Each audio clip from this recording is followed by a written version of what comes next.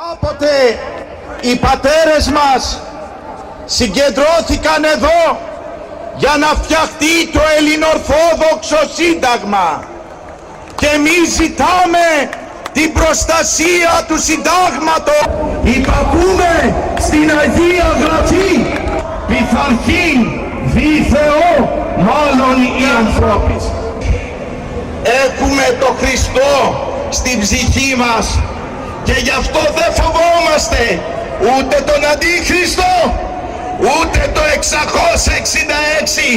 Όχι στην κάρτα του πολίτη! Όχι στην κάρτα του πολίτη! Διότι έχουμε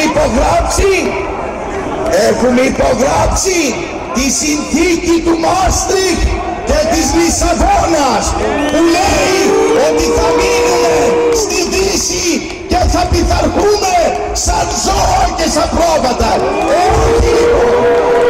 Όχι στη Δύση. Όχι στη Δύση. Φωνή λαού, οργή Θεού!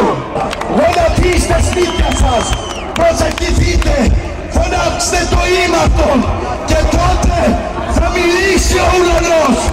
Θα μιλήσει ο ουρανός και θα συντρίψει τα σχέδια των σκοτεινών δυνάμεων. Θα νικήσει ο Χριστός, θα νικήσει η Ελλάδα, θα νικήσει η Ορθοδοξία.